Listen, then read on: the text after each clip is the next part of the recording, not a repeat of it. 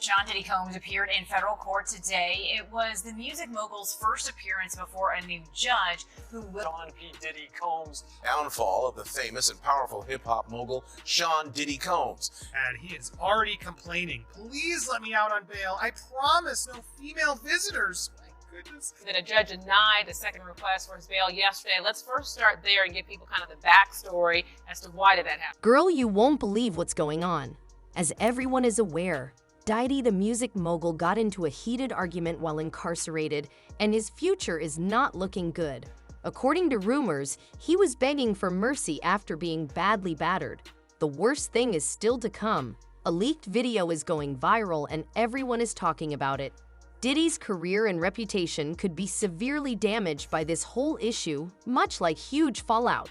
I have all the juicy details from Diddy's entreaties to the battle that shook the cell block, and the tea is hot. So these reports are coming in that a judge denied the second request for his bail yesterday. Let's first start there and give people kind of the backstory as to why did that happen. The process in New York is exactly the same as in North Carolina. Two parts. Is the person a likelihood to appear? Are they a flight risk? And do they have a likelihood to commit some crime, specifically a new violent crime? And then the third portion that the judge touched on in this case is, has that person in the past done some type of witness tampering? Have they attempted to try to, influence witnesses not to come forward? That's what the prosecutors argued in this case, and that the judge totally agreed that he had a history of attempting to make individuals that were participating with the government and not participate anymore. The judge felt that there were reasons. The judge actually said there are no conditions for release that would allow this case to continue to move forward with you out in public. Back to putting Diddy on suicide watch. I mean, I learned from you today, just from talking in the newsroom, it's really not as straightforward as you might think.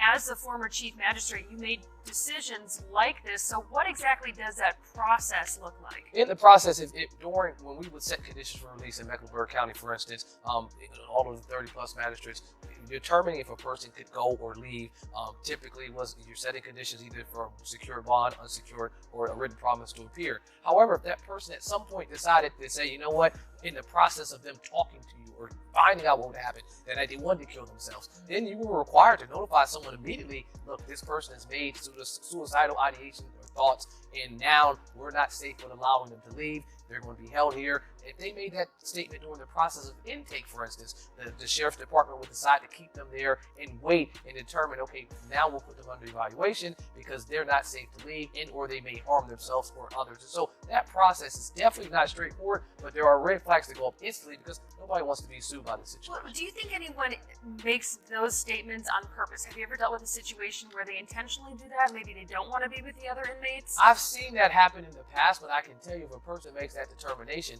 when you are on suicide watch, first of all, they're taking your shoestrings. And this is because you're in this before you get admitted. So this is pre-admission, pre-classification. You're still in your regular clothes. You haven't switched into a jumpsuit. And so you still have your regular shoes. They're taking the shoestrings. They're taking anything that you could potentially harm yourself. They're taking your clothes. They're changing you into some other type of gear where you can't harm yourself. So if you were literally about to leave and you're making those types of comments, now you've just delayed yourself by maybe a few hours, if not a few days. And so that process, I've seen it happen where a person was just making kind of crazy comments where you don't know if they're serious or not. And so if you're making a comment about, I am intending to harm myself, I'm going to take every situation if it's serious, and then we'll determine later that it wasn't. Now, TMZ is reporting that they spoke to Diddy's attorney, who then said that his client is not suicidal. In fact, he went on to be able to make a statement saying he's not suicidal, calling him strong, confident, and focused on his defense. So you're a defense attorney. Is that protecting your client? And the other question I have for you, if you could just address this real quick, is they put up $50 million to try and get this man out of jail, and then another $100 million on all of this. So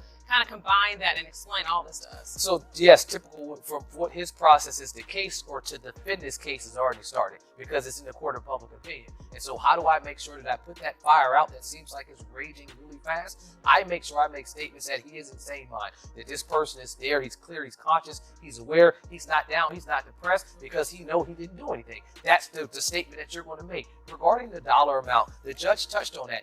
This was their appeal. Remember, the first judge denied it. They appealed appealed the judge's decision to not give him conditions for release, and they said, look, we'll put up any amount you want. He has endless resources. He's not going to leave. He turned himself in. Here's an amount. We'll put $50 million up. We'll put $100,000 up to support that. But the judge, as I mentioned before, said there is no condition, no dollar amount, that no assurance that you can say that this case, the integrity of it, specifically the witnesses that will come forward to testify against you, can be safe while you're out. Colleague Rhodes, we appreciate your insight as always, and I guess this case is going to keep on. And do we know the date yet? I haven't heard Nothing the date yet. Yeah, but I know for at least a year he will be in their Department of Wow. Have you ever wondered what would drive a multimillionaire like Diddy to risk everything while incarcerated in relation to that cell block showdown? There is a twist to this narrative that no one anticipated, and it has everyone talking. Diddy isn't the only person talking about it on the streets. Imagine all the other prisoners watching Diddy as he paced back and forth in a tiny cell, looking uncomfortable in that orange jumpsuit. However, rumors have it that Diddy isn't really making friends because everything started over a pointless issue. You'll be shocked. But wait, there's more to this than toiletries. Yes, you read correctly. Asterisk toilet paper asterisk as asterisk from the hip-hop king to the struggle over TP, how the powerful have fallen. According to some, the toilet paper had nothing to do with anything. Rumor has it that Diddy was called out for reportedly participating in some shady activities by nasty, I mean gloomier than a nocturnal alley in New York. Now let's talk about the combat itself. Diddy, who is well known for his smooth stage maneuvers, wasn't exactly giving this fight the same level of energy. Sources claim that he was swinging wildly and looked more like a fish out of water than a street savvy. It appears that Mogul forgot he was no longer in the VIP section. Listen, he has to do that because no company wants to do business with somebody who is being accused, have allegations against them for sexual misconduct and deviant behavior. Nobody wants to do business with that. All the shareholders, it ain't nothing that he's giving up. They're like, yo, listen, give me that. They said, they did a Diddy. Take that. You understand? They're going to take that from him. The shareholders is going to say, yo, listen to me. We're all going to pull out. No Diddy. But we all going to pull out our shares and everything if you don't give up what you have in the company. Did you see that video that went viral of Diddy pacing around the airport after his houses got raided? I seen that video. And I seen that look in his face before. You know what I'm saying? When he was with the same gang, and Mike Owens, aka Mike Cock, everybody could tell him, D-Ferg did a collection for him because he didn't know how he was going to pay his rent, and he didn't know how he was going to pay his rent, child support, and his car note, because he had one of those drop-top Cabarets Volkswagens. So Mike gave $5,000. I wasn't giving him nothing. I'm just telling you right now. D was just collecting money for niggas. You know what I'm saying? Yo, man, we got to make sure because he want to kill himself. He going to kill himself. Diddy had that pace and he had that look in his face that he know something may be wrong. Or they may have something on him. Because they took things out of there. We may not have seen what they took, but they had bags and boxes and stuff that they took out of there. So he knows. He's getting a play-by-play of what's going on. And even back then, doing that City College, when he was fired from Uptown Records, he was making statements about doing himself. He had that same look in his face. Yeah, he looked worried, man. I'm not gonna lie, for a split second, man, I felt bad for a split second, but yeah. Like, everybody, I get all kind of hate mail, IGs, talking about that I'm trying to take a black man down. No. I went through every step you supposed to go through when you got a problem, you got a situation, you got an issue with a man. You understand? I get in contact with him. Try with mutual friends. Let's sit down and talk. What you did to Wolf's mother wasn't right, bro. You don't talk to her like that. If Wolf was alive, he'd take your head off. You understand? Try to talk to him. People, when they start getting in this power, certain positions, have certain amount of money, they don't look back. Some of them don't look back and don't think they have to come back to the people that helped them get to those positions. You understand? I don't care what nobody say. You understand? If somebody helps you and use their ability and their talents to help you get in position and get to certain places and do certain things, you come back. And you make sure things is all right. You don't disrespect people's mothers. You don't disrespect your friends that took their money to make sure you was all right when you was wrong, when you was messed up. You don't do that, brother. So by him doing the things that he did and taking the avenue that he took, he's suffering the consequence, and I don't feel bad for him at all. Because people was trying to talk to him. People was trying to tell him. You couldn't pull him by the coat and let him know anything. You understand? They messed up the game, brother. When he put that shit out with them, money, power, respect, it ain't never been like that. It ain't never been like that. You got your respect in the street that gave you your power, that brought you your money. Totally different thing. He let that money, power, and respect go to his head, but he had it ass backwards. So do I care what happened? Nah. He got enough money to buy his way out of this. So we think. So when you look at that video of him pacing around and he's looking worried, and you knowing him, do you think it's possible that he might commit suicide? When you're a narcissist, there's always a possibility because you're suffering. But I don't think that he can see himself in a cage.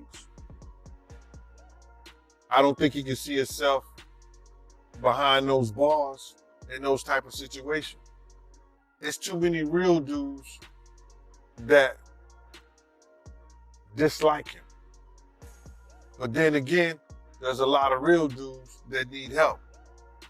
And him being behind bars, he could probably help him. The most shocking part was how it all happened.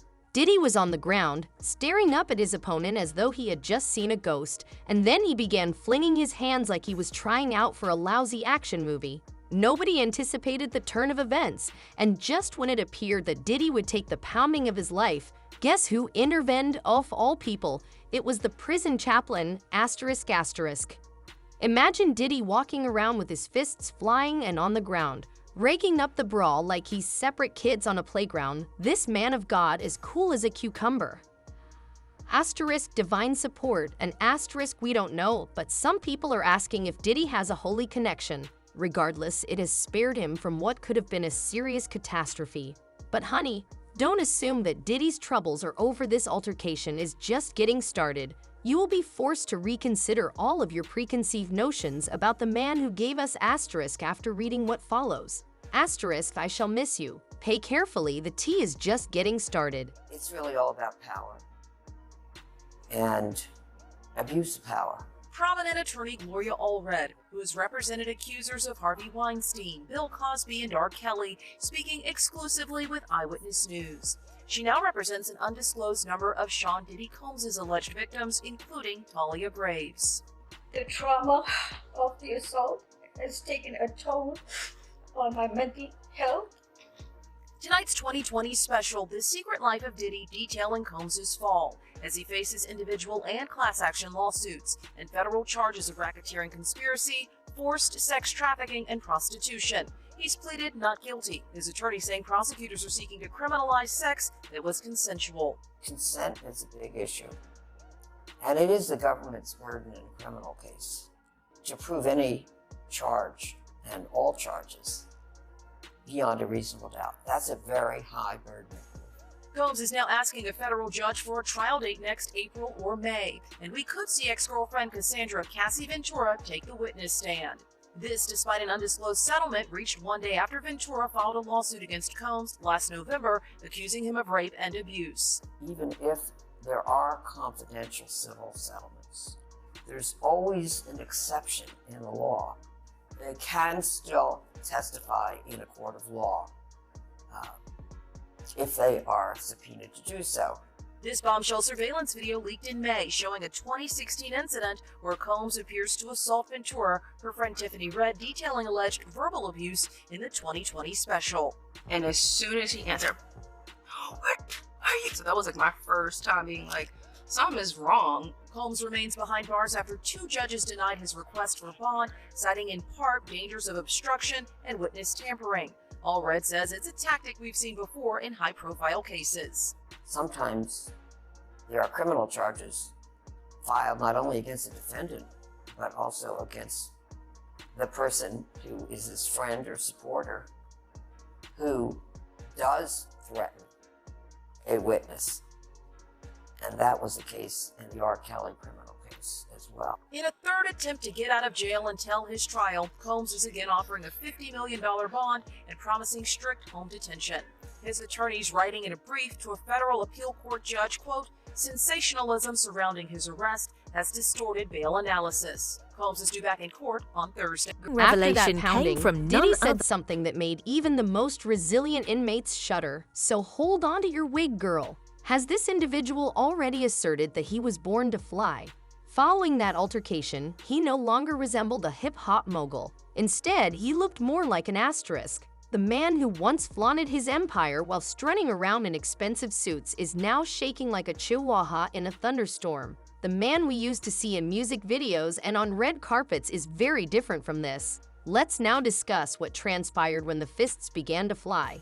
It didn't take long for him to change from an asterisk wicked boy to a sad boy asterisk.